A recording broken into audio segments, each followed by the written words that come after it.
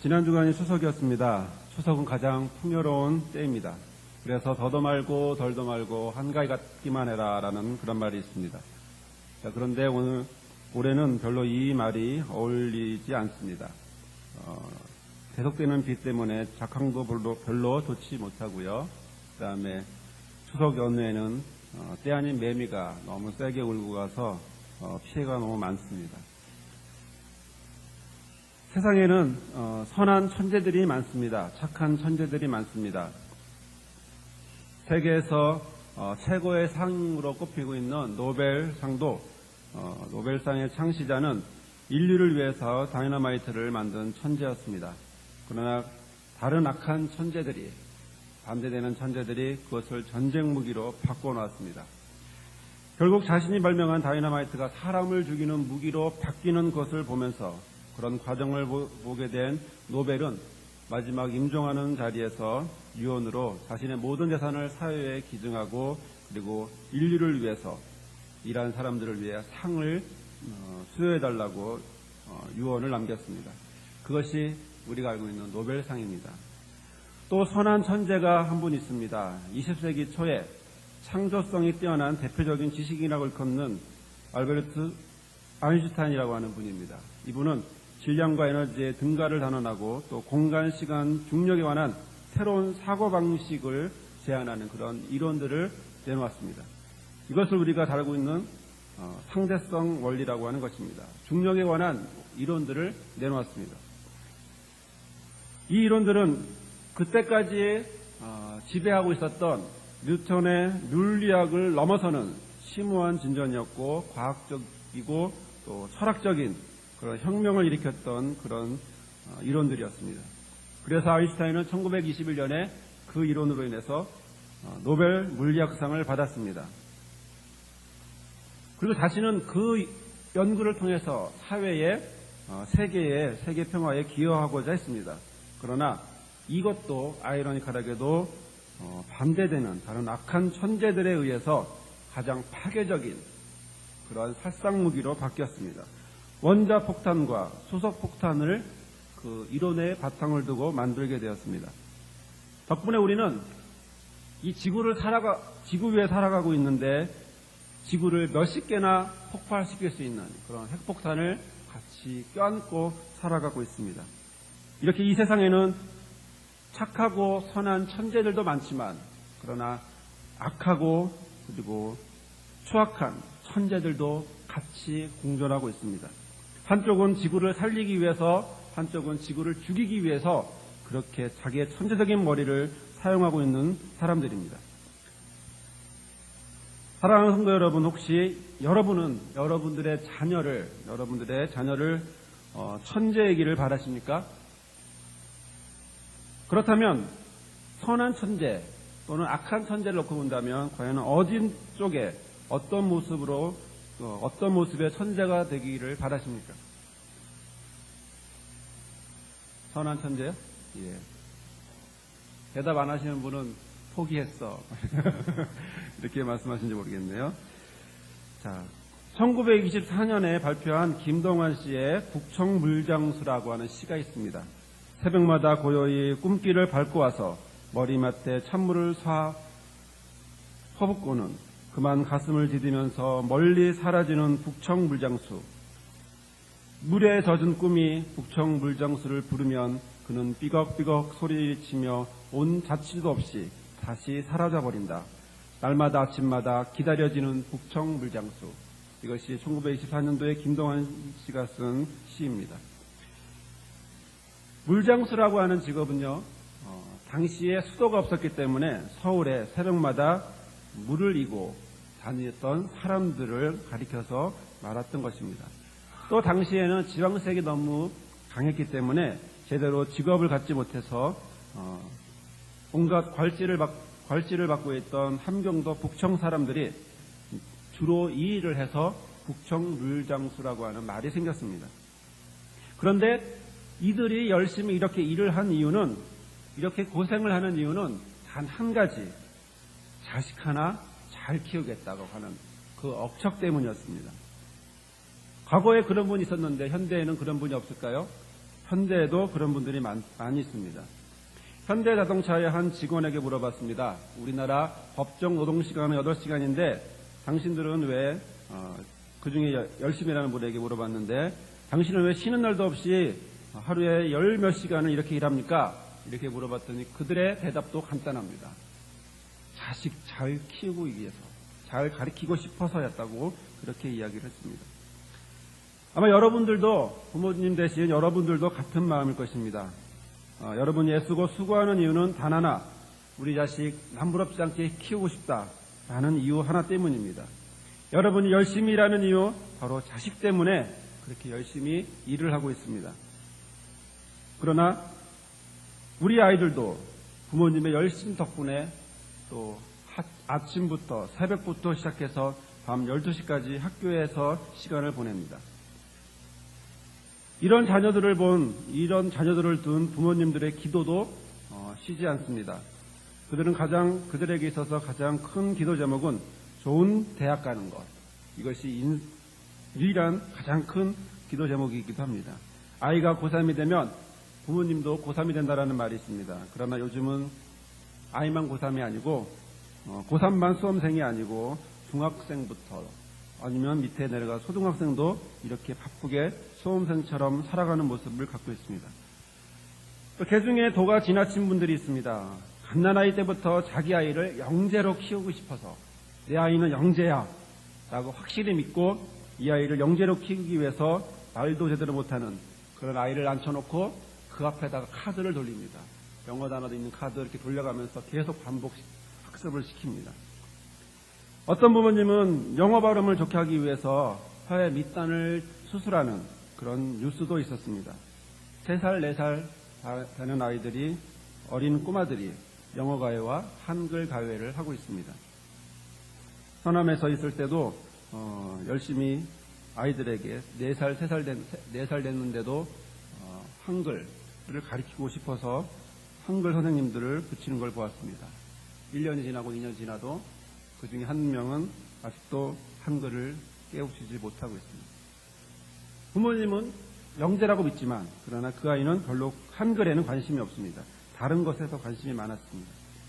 좀 더 이렇게 자라다 보면 우리 아이가 좀 예능적으로 좀 컸으면 하는 바람이 생깁니다. 그래서 온갖 학원에 보내기 시작합니다. 어떤 유치원생은 피아노 학원이나 바이올린 학원을 갔다가 발레 학원 가고, 발레 학원 끝나면 그다음에 미술학원 가고, 그리고 컴퓨터 학원 가고, 그렇게 해서 밤에 집으로 돌아오는 그런 유치원생도 있습니다. 이런 모습을 보면 안쓰럽기 짝이 없을 정도로 어른보다도 바쁜 그런 시간을 쪼개어가며 살아가는 아이들도 있습니다. 이런 부모님들의 과외를 시키는 것은 더 이상 선택이 아니라 필수입니다. 반드시 해야만 하고 그 길 위에는 없는 것처럼 과외를 열심히 시킵니다. 그리고 많은 가정들이 맞벌이를 하는 이유는 아이의 학원비를 걸기 위해서라고 대답하는 어른들도 많이 있습니다. 이렇게 부모들의 열심이다 보니, 북청물성수처럼 열심이다 보니 이런 상황을 이용하는 장사꾼들이 있습니다. 예전에 TV 광고에서 이런 모습을 보았습니다. 신문을 보던 20개월 좀 넘은 아이가 엄마를 부르면서 이렇게 물어봅니다. 엄마, 청와대가 뭐예요? 여러분 다 그 선전 기억하시나요? 그 아이가 청와대라고 하는, 신문에 나오는 청와대라고 하는 그 글씨를 보았다라고 하는, 이것이 그 선전에서, 그 광고에서 중요한 포인트였고, 여러분도 우리에게 아이를 맡겨주면 당신의 아이도 3살이라도 4살이라도 한글을 깨우치게 해주겠습니다 라고 하는 것이 그 선전의 포인트였습니다. 또 어떤 선전은 초등학생도 아닌 유치원생이 외국 아이와 자유로운 대화를 하고 있는 그런 모습을 보여주면서 여러분의 아이도 우리에게 데려오면 이렇게 자유롭게 영어를 시켜주겠습니다 라고 이렇게 자랑하는 듯한 광고를 본 적이 있습니다. 저는 이런 모습, 이런 광고를 볼 때마다 마음이 씁쓸해집니다. 그런데 더 슬픈 광고가 하나 있었는데, 그것은 6학년의 아이를 둔 어머니를 가운데 세워놓고 거기에 카메라가 빙글빙글 돌아가면서 이렇게 어머니에게 말합니다. 어머니, 중학교에 가면 이미 늦습니다. 그러면서 빙글빙글 돌아갑니다. 마지막에 5학년 어머니가 이렇게 말합니다. 나도 한번 시켜봐. 중학교에 가면 이미 늦는 영어를 어릴 때부터 시키겠다라고 하는 거죠. 결국 우리나라는 다른 말도 제대로 하지 못하는 그런 꼬마들에게 영어부터 가르치고 오직 영어만이 살 길인 양 이야기합니다. 그래서 그들의 모국어는 더 이상 한국말이 아니라 그들의 모국어는 영어가 될 수밖에 없습니다. 저는 이런 생각을 해봅니다. 만약에 우리나라 대통령이 되고 싶다면 다른 공약 다 필요 없습니다. 딱 하나만 하면 됩니다. 우리나라 모국어 영어로 바꾸겠습니다. 이거 하나만 하면 아마 우리나라 대통령 쉽게 될 것 같습니다. 사랑하는 성도 여러분, 우리들은 이런 귀한 아이들을 잘 키우고 싶어 합니다. 이 정도로 열심으로 우리가 아이들을 잘 키우고 싶어 하는 것이 우리들의 부모된 마음입니다. 되도록이며 영재로 자라주기를 간절히 소망하고 있습니다. 악한 천재보다는 더 선한 천재로 자라주기를 바라고 있습니다. 그러나 실제 우리의 아이들은 그런 모습으로 어린 부모의 마음과는 전혀 다른 모습으로 살아가고 있습니다. 우리가 입으로는 하나님이 주신 선물이야 라고 이야기하고 있지만 그러나 우리의 행동은 전혀 그것과는 무관합니다. 오히려 우리 아이들은 선물이라기보다는 기계로서 살아가고 있습니다. 실상 우리는 우리 자녀들이 그저 공부만 잘하면 되는 그런 최고의 공부 기계가 되어주기를 바라고 있습니다. 이런 모습을 우리는 문제로 우리 자신들이, 우리 부모된 저와 여러분들이 생각해 볼 문제라고 생각합니다. 우리는 왜 이런 행동을 보이는 것일까요? 우리는 왜 이런 모습을 보일까요? 그토록 귀한 아이들이, 정말 배 아파서 나온 귀한 아이들이 공부하는 기계로 전락할 수밖에 없는 상황, 이런 상황들을 왜 우리는 지내고 있는 것일까요? 정말 자식 하나 남부럽지 않게 키우기 위해서일까요? 공부하면 남주냐? 다 너 잘 되라고 하는 거야 라고 혼내면서까지도 열심히 공부를 시키는데 그 이유는 무엇이었을까요? 물론 그런 마음도 있겠지만 또 하나의 마음도 있지 않을까 싶습니다. 왜냐하면 이런 말 표현에는 솔직한 표현이 100% 있는 것이 아니라 다른 생각이 그 안에 있기 때문입니다. 저는 그것을 부모의 욕심이 아닐까라는 생각을 해봅니다. 부모가 그 속에 아이들을 자기의 욕심에 가두려고 하는 그런 모습이 아닐까라고 생각합니다. 부모들은 자신의 욕심을 채우기 위해서 아이들을 하나님이 주신 선물이 아니라 자기의 소유물로 여기고서 남에게 창피를 당하지 않기 위해서 그 아이들을 열심히 공부시키려고 하는 것이 아닐까라는 그런 반대되는 생각을 한번 해봅니다. 그리고 나서 나중에 잘 되면 내가 이렇게 잘 키웠어 라고 보여주는 것이 아닐까, 그런 것들을 보여주려고 하는 것이 아닐까, 그런 생각도 해봅니다. 그런데 문제는 잘 키웠다라고 하는 것입니다. 잘 키웠다라고 하는 기준이 뭡니까? 그것은 돈 잘 버는 직업을 갖는 것입니다. 이런 직업을 갖는 것, 100만 원보다 200만 원 버는 사람이 더 잘된 것이고 200만 원 버는 사람보다 300만 원 버는 사람이 더 훌륭한 사람이라고 생각하는 이러한 생각을 하고 있다는 것입니다. 누가 물어봐도 판단 기준이 너가 얼마나 훌륭한 사람이냐, 너의 사람 됨됨이가 얼마나 좋으냐가 아니라 너 얼마짜리 얼마 버는 사람이야, 너 100만 원 버는 사람이야, 아니면 200만 원, 300만 원 버는 사람이야, 이렇게 보고 가치 기준을, 그 사람의 기준을, 가치를 판단한다는 것입니다. 우리가 1등하면 와 하고 꼴찌하면 한심한 놈이라고 생각합니다. 서울대학 가면 인생 전체가 성공한 것처럼 생각하고, 만약에 그렇지 않으면 인생을 실패한 사람으로 취급해버리기가 쉽습니다. 그러나 어차피 우리나라 대학 자체가 세계 100대 대학 안에 들어가는 학교는 하나도 없습니다. 다시 말씀을 드리면 도토리 키재기라는 거죠. 서울대나 아니나 1등이나 아니나 그 차이에서 이걸 가지고 판단 놓고 이걸 가지고만 기준을 놓고 이야기한다면 그것은 바로 도토리 키재기식의 이야기 아닐까 싶습니다. 결국 우리 아이들에게 주어지는 것은 강한 패배의식, 이것만이 주어질 뿐입니다. 어릴 때부터 한 명만 성공하고 나머지는 다 실패한 인생, 다 낙오된 인생으로 가리키는 것이 우리들의 현실이기도 합니다. 저도 역시 그렇게 자라왔고 여러분들도 그런 과정들을 거쳐왔습니다. 한 사람을 위해서 나머지 사람들이 받쳐주는 그런 삶을 우리가 살고 왔습니다. 저는 이런 모습을 보면서 마치 예수님 뒤에 제자들이 서로 자기가 크다고 생각하는 이런 말씀이 생각납니다. 누가복음 22장에 보면 또 저희 사이에 그중 누가 크냐 하는 다툼이 난지라라는 말씀이 있습니다. 게다가 아이들이 착하다고 하면, 착하다라고 하는 칭찬을 들으면 부모님들은 싫어합니다. 당하고 산다고 싫어합니다. 우리는 지금 착하다는 말을 들으면 멍청하다라는 말로 바꿔 해석합니다. 그리고 착한 사람은 멍청하기 때문에 뭐든지 당한다라고 생각을 하죠. 그래서 착하면 성공하지 못한다라고 생각을 합니다. 착한 아이는 실패자다라는 의식이 우리 의식 속에 무언중에 깔려 있습니다. 남을 밟고 일어나야 그 아이는 훌륭한 아이다라고 생각을 하고 있습니다.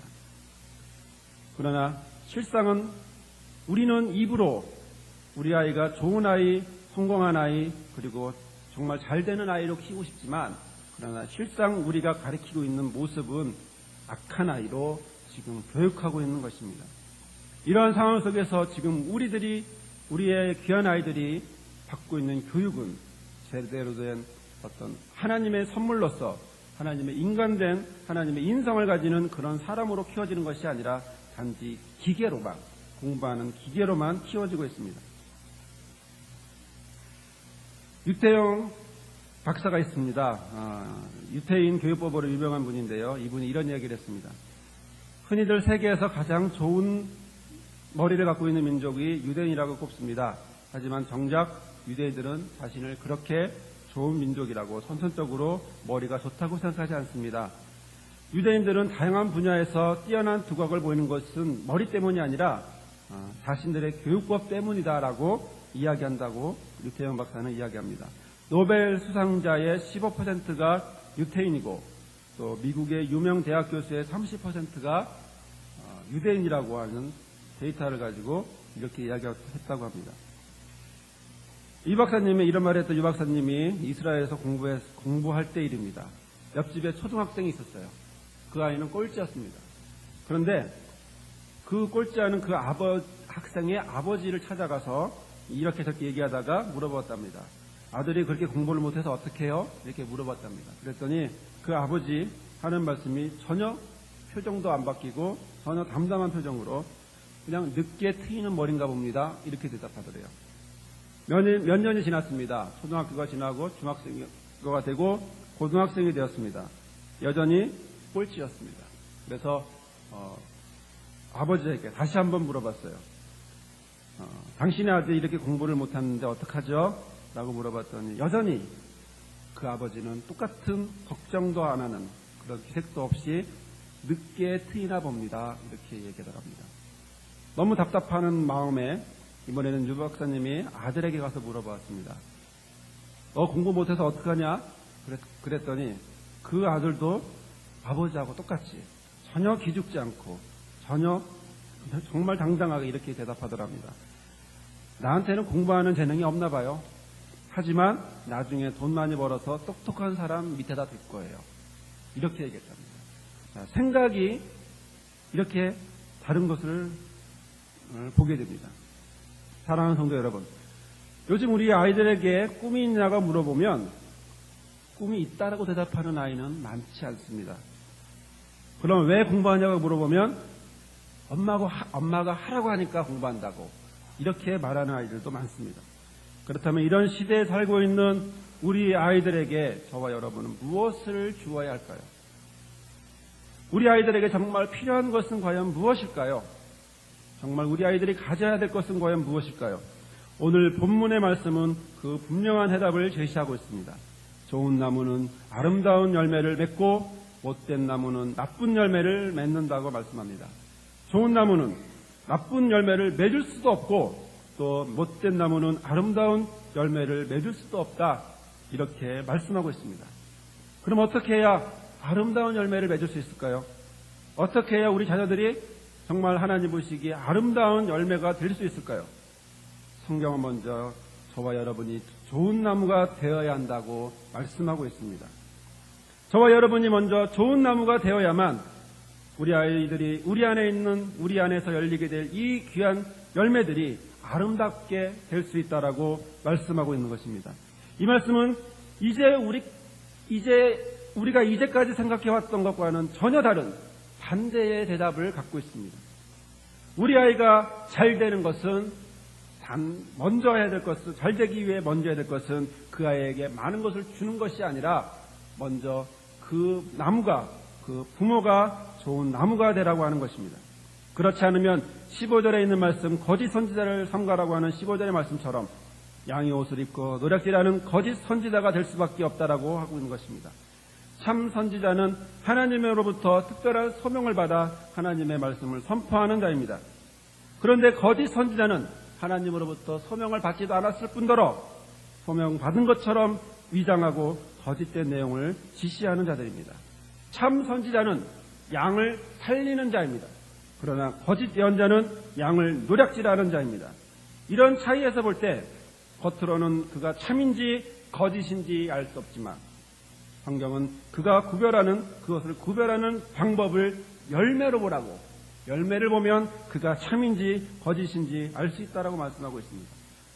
16절의 말씀에 그의 열매로 그들을 알지니 가시나무에서 포도를 또는 엉겅퀴에서 무화과를 딸 수 있겠느냐 라고 말씀하고 있습니다. 그러기에 19절의 말씀대로 아름다운 열매를 맺지 못하는 나무는 찍어서 불에 던져버리겠다라고 말씀하고 있습니다. 그러므로 부모된 저와 여러분, 하나님은 저와 여러분에게 이렇게 말씀하고 있습니다. 먼저 좋은 나무가 되어라. 아이들이 아름다운 열매가 되게 하기 전에, 아름다운 열매가 되라고 말하기 전에 먼저 저와 여러분에게 하나님은 좋은 나무가 되라고 말씀하고 있습니다. 충분한 영양분을 줄 수 있는 좋은 나무, 그런 나무가 먼저 되어야만 그 다음에 귀한 자녀들에게 아름다운 열매로 자랄 수 있도록 해주신다는 것입니다. 자식은 부모의 거울이라고 하는 말이 있습니다. 자식은 부모가 하는 행동 그대로 보고 배웁니다. 어떤 꼬마가 바깥에서 소꿉놀이를 합니다. 소꿉놀이의 특징은 부모 노릇을 한다는 거죠. 부모 역할을 한다는 것입니다. 그 꼬마들의 행동을 자세히 보고 있으면 집에서 그 아이의 아빠가, 그 아이의 엄마가 어떻게 행동하고 있는지 그대로 나옵니다. 소리치는 아버지, 그는 자녀가 그대로 소리칩니다. 소리치는 어머니, 화내고 때리는 어머니, 그 아이는 소꿉놀이 할 때 그대로 매개합니다. 명령하기를 좋아하는 어머니, 그것은 그 자녀도 그대로 명령하기를 좋아합니다. 그러나 사랑이 넘치고 또한 모범이 되고 귀한 모습으로, 좋은 모습으로 보이는 아이들은 또 소꿉놀이에서조차도 그런 모습을 보입니다. 자식은 부모의 거울이기 때문에 그렇습니다. 몇 년 전에 한 꼬마가 길에 있다가 욕을 하는 모습을 보았습니다. 그 모습을 그 친구에게 막 여러 가지 속된 욕을 막 했습니다. 그 모습을 보고 있던 저희 집사람이 욕하는 건 나쁜 거라고 그 아이를 붙잡아 놓고 이야기를 해줬습니다. 그리고 다시는 욕하지 말라고 그렇게 타일렀습니다. 그런데 저 멀리서 그 아이의 어머니가 소리쳤습니다. 야, 개 섹스야! 빨리 와! 그렇게 소리치더랍니다. 누구에게 욕을 배웠겠습니까? 바로 어머니에게 욕을 배웠습니다. 사랑하는 성도 여러분, 여러분의 귀한 자녀들을 아름다운 열매가 되게 하기 바라신다면 먼저 좋은 나무가 되시길 바랍니다.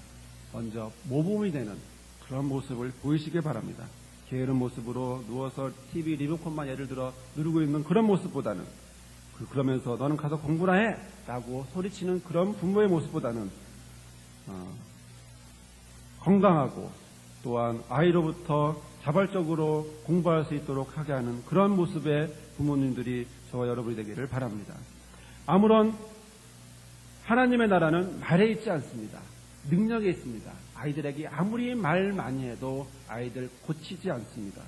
고치게 하는 방법은 딱 하나 있습니다. 그것은 아이들에게 모범되는 모습을 보여주는 것입니다. 아이들의 책 많이 읽으라고 강조할 필요 없습니다. 아빠가 집에 와서 책 보는 모습 보여주면 그 아이 책 봅니다. 책 보라고 억지로 갖다 줘도 부모에게서 그런 모습을 보지 못한 아이는 절대로 책을 보지 않습니다. 건실하게 살아가는 부모의 모습, 신앙적으로 하나님과 동행하며 살아가려고 애쓰는 부모의 모습을 볼 때 그 자녀는 말하지 않아도 아름다운 열매가 되는 것입니다. 자, 그러면 아이들에게 우리들은 줄 것이 아무것도 없을까요? 그렇지 않습니다. 부모인 저와 여러분은 아이들에게 줄 것이 하나 있습니다. 미국 16대 대통령의 링컨은 너무나 가난한 집에서 태어났기 때문에 어린 시절에 공부를 할 수가 없었습니다.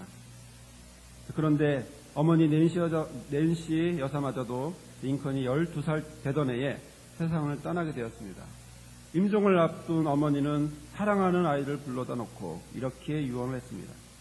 얘야, 이제 나는 너의 곁을 떠나야겠구나. 너를 홀로 두고 하나님 곁을 가게 되었구나. 그런데 내가 너에게 줄 땅도 재산도 없구나. 하지만 너에게 귀중한 유산을 하나 주마. 그러면서 어머니가 계속 보고 계셨던 그 낡은 성경책을 링컨에게 주었습니다. 이 성경책을 너에게 줄 테니 어려울 때마다 이 성경을 통해서 하나님을 만나고 낙심될 때마다 여기서 예수님의 음성을 들으며 이겨내거라. 이것이 링컨 어머니가 그에게 준 유산입니다. 그렇습니다. 저와 여러분이 우리의 귀한 아이들에게 줄 것은 단 한 가지, 바로 말씀입니다. 다른 무엇보다도 값진 것, 그것은 바로 우리 하나님의 말씀입니다. 이것이 저와 여러분이 좋은 나무가 되어서 우리 아이들에게 줄 영양분입니다. 고린도 교회를 향하여 바울은 이렇게 말했습니다. 나는 심었고 아볼로는 물을 주었을 때 오직 하나님은 자라나게 하셨나니. 그렇습니다. 바울은 자라게 한 사람이 아닙니다. 그저 말씀을 심은 사람입니다. 고린도 교회를 자라게 한 것은 오직 하나님이십니다. 오직 하나님만이 그 고린도 교회를 자라게 하셨습니다. 이처럼 저와 여러분도 우리 아이들을 자라게 하는 사람이 아닙니다. 그냥 같이 있을 뿐입니다. 우리에게는 그런 능력도 그런 권리도 우리에게 주어지지 않았습니다. 오직 우리 아이가 성장할 수 있는 것은 단 하나, 하나님이 그렇게 자라게 하실 뿐입니다. 사랑하는 성도 여러분, 풍성한 곡식을 거두는 추석, 이런 기다란 추석 연휴를 보내면서 여러분들은 어떤 생각을 하셨습니까? 가족을 만나고 맛있는 음식을 먹을 생각을 하셨습니까? 그러나 이 귀한 추석날에 하나님은 저와 여러분에게 아름다운 열매를 맺기를 바라십니다. 오늘 성경 말씀은 아름다운 열매를 맺으라고 하고 있습니다. 저와 여러분이 맺을 열매는 바로 우리의 자녀들입니다. 우리의 자녀들은 저와 여러분이 맺을 열매입니다. 그것도 아름다운 열매로 맺을 자녀들입니다. 이렇게 하기 위하여 먼저 저와 여러분은 좋은 나무가 되어야 합니다. 잔소리를 들었는 부모가 아니라 먼저 하나님의 나라를 능력으로 모범으로 보여주는 그런 부모님이 되어야 합니다. 그리고 나의 좋은 나무가 된 부모에게 좋은 영양분이 나오듯이 그에게 하나님의 말씀을 심어주어야 합니다. 그리고 그렇게 되면 그 아이는 아름다운 열매로 자랄 수 있습니다. 좋은 나무만이 좋은 열매를 맺을 수 있습니다. 이런 귀한 결심과 행동이 주 안에서 있으시기를 주님의 이름으로 기도합니다.